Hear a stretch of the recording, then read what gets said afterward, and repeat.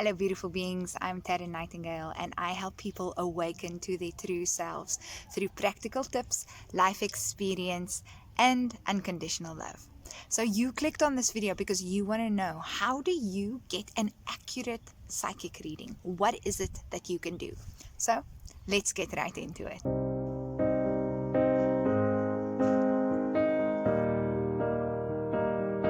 So beautiful beings, if you haven't already, remember to like this video, subscribe to my channel, and remember to share if you find it useful. You want your friends and family to have accurate psychic energy or intuitive readings, remember to share this video then. So let's get into it.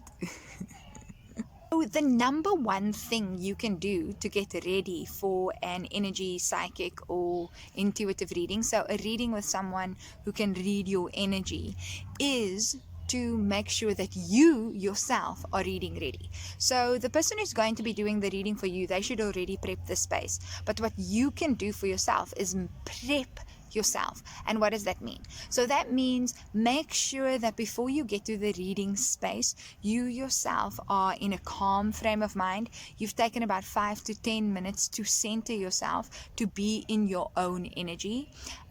This is because you want to make sure that when the reader is reading you, they're reading what most needs to be read and not a whole bunch of extra superficial energy that's with you, coming from maybe from work, coming from gym, coming from a conversation that you just had before or anything like that. So just make sure you ground and center yourself about 5 to 10 minutes before you go into the reading room. This is so important that I would rather scratch off 5 minutes from my reading and ask the reader if they can just give me 5 minutes to center myself than get, say, the full hour. So I'd rather get 55 minutes of reading than the full hour, because this means your reading's quality just for yourself is going to be better. This also means don't go into a reading just coming off your cell phone. Otherwise you're absorbing everybody else's stuff. So make sure that social media is gone, you've cleared the energy, and that you yourself arrive in the space when you get to the reader. If you're doing an online reading, what's important to remember is when you're doing the reading and someone is doing the reading for you through Skype or wherever that is, find a private, sacred space, if possible, where you're away from other people, away from noise, and you can just be in your own energy. This is also going to make sure that the energy that the reader reads is more yours rather than other people's stuff that you've picked up throughout the day. The second thing that you can do is, before you have the reading, like maybe the day before or the night before, or even if it's a half an hour before you actually have the reading, is write down the questions that you want to be asked. And the reason for this is because then you're setting an intention for your reading. So setting an intention is going to make an entire difference in how the reading plays out. It's like you're basically going, okay, this is what I want to know, and the universe then knows, okay, clearly this is what needs to be addressed, and then that's going to come through to you. Think of it like any other communication that you'd have with a person. If you go to someone and you're vague and you say you want a donut, but you actually want a chocolate donut, you're going to get a donut, but it may not be exactly what you want. So if you want news about your career, be specific about it. You can be as specific as you want, and then allow your whatever you ask to rest in it. So once you've written it down, don't fret about it too much, and then just let it be.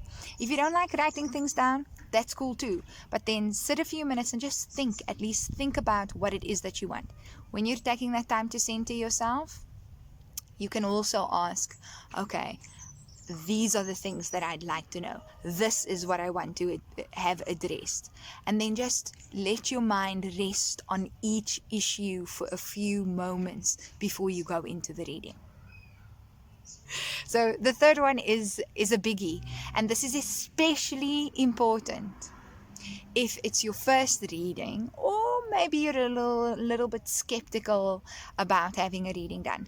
And that is to give feedback to your reader. So what happens with a lot of people who are either skeptical or people who go for their first time, they go and they kind of like sit there like this. Okay, now give me a reading. And if you can think about the silliness of that for the moment, let me give you an example. If you were to go to a doctor and you just sat in front of the doctor and you asked the doctor to guess what is wrong with you, he's not going to know. You help the doctor by telling him, okay, so I've had a sore throat the last few days, my eyes have been kind of runny, I couldn't eat for the last week. So you give the doctor your symptoms so he can start putting them in order and kind of going, okay, I know what this is. So what does this mean in an energy or psychic or intuitive reading? How does this translate? So what that means is, when your reader says to you, okay, I'm seeing a red rose with on an envelope, what does that have to do with? If you're just going to go, the reader is not going to be able to get extra information, whereas what's happening with the reader is they're being given signs and symbols, and that can come in imagery, it can come in sounds, it can come in just sensing things, it can come in emotions, and they need your feedback so that they can see how they need to direct the sort of reading. And without your feedback, yes, they'll still be able to do a reading for you, but it's not going to be as accurate. Just like if you go to the doctor and you only give some of your symptoms, you don't give all of it, you don't give as much feedback as possible, that's also going to hinder your reading. Granted, give the reader the opportunity to sense and feel and do what they need to do. But when they ask you for your assistance, don't resist that. Don't fight that. Remember, this is energy. So if you're going to resist giving feedback, the reader is going to pick up on that too, and is then kind of going to have to sift through your resistance to give you your reading. Remember, this is something you're paying for. So if you want to get the as accurate as possible, or as accurate a reading as possible, you need to be able to also be open to being read. And then the fourth thing you can do to get as accurate a reading as possible, to get the best possible reading for yourself, is write down what what comes up in your reading. And I would say write down, record somehow, either on your phone, write it down in a journal, send yourself an email, do what you can, write down everything that comes up, important symbols, signs, especially messages that maybe didn't make sense or symbols that didn't make sense. Because the reason why this is important is because energy readings don't function the way that our general and normal understanding of daily life in the physical, in the 3D reality functions. So here everything is sort of linear, everything functions in a time and a space. But when you're entering the energetic space or the spirit world, whichever way you want to call it, you're entering a space where time doesn't really matter, where time doesn't function the way we understand it. Well, where there's no time, right? So so what does that mean? That means that something that is maybe really important for you to know, for whatever reason, at the point that you have your reading, may come up. But that thing that maybe is mentioned is only going to happen in the next 10 years, or will only be relevant then, but needs to come up now for whatever reason, either to plant a seed, either to trigger other sort of events, or either to just be there for when it's necessary, which is basically planting a seed, right?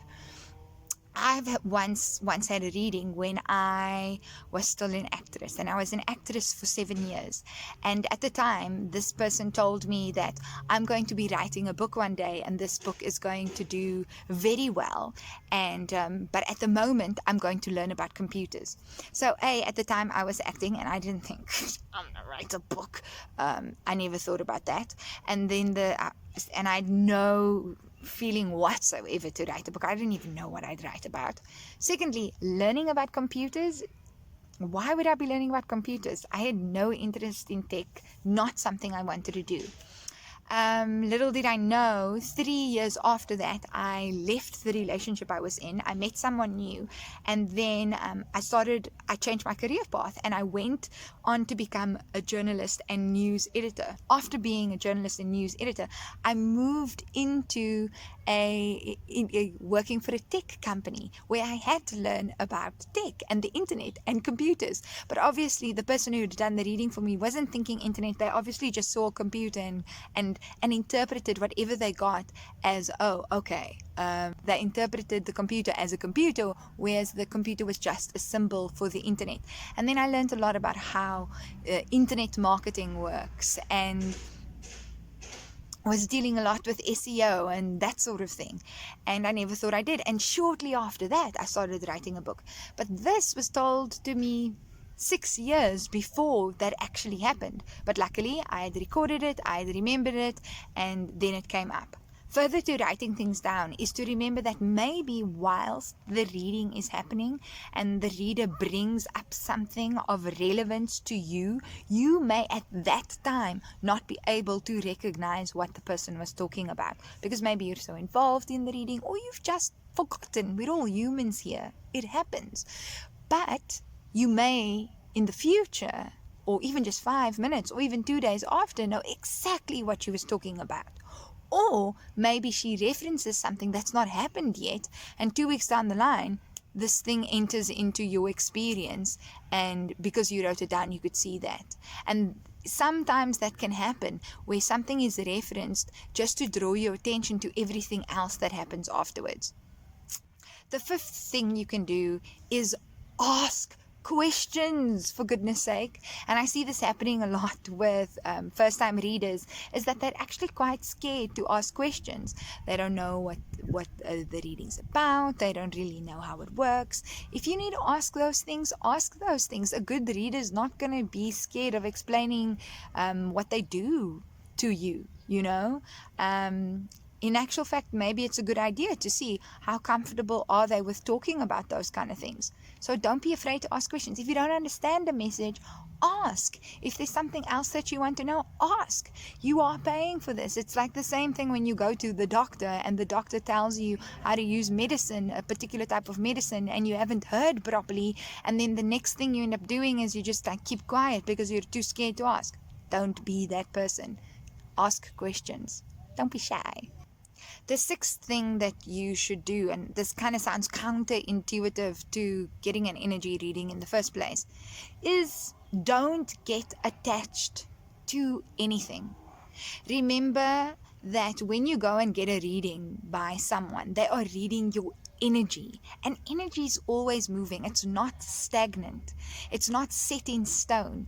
And someone who's doing a reading for you knows that they cannot tell the future. If they are worth their salt, they are not telling you the future. There's no such thing as fortune telling. There are things such as being able to read specific energies that are going to result in a most likely event, but nothing is ever 100% set in stone. Someone can tell you that you're going to marry your current boyfriend, but then right after the reading, you decide, you know what, I'm going to do something completely out of character, and I'm going to get like really drunk, and I'm going to cheat on my boyfriend. You could totally decide to do that. And in that moment, you've taken a big decision, and that shifts a lot of energy that in itself is energy, and that will change how events play out completely. So understand and remember that yes, energy is energy, but you have the ability to transmute it. You have the ability to move. You yourself have energy flowing through you, so you can change it and make it flow in the way that you like. Remember, anyone telling you that they can tell your future, I wouldn't trust them. You are more in charge of your reality than you think, and you are in charge of your energy, and you can change your energy. Remember, a reading is just what it is at that moment. Too many times people get too attached to either good messages or positive messages. And when you do that, you also don't allow energy to do what it needs to do, which is to flow. So if it resonates with you, great. Still don't get attached to it. If it doesn't resonate with you, write it down, leave it, forget about it, Whatever you choose, that's also up to you. Remember, at the end of the day, you are still the master of your reality.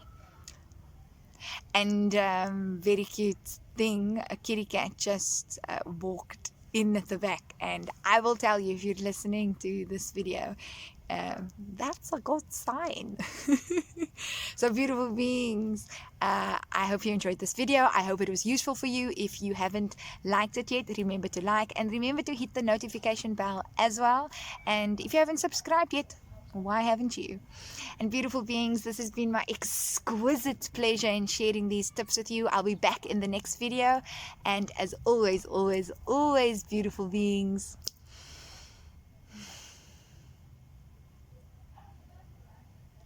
I wish you love. Bye, beautiful beings.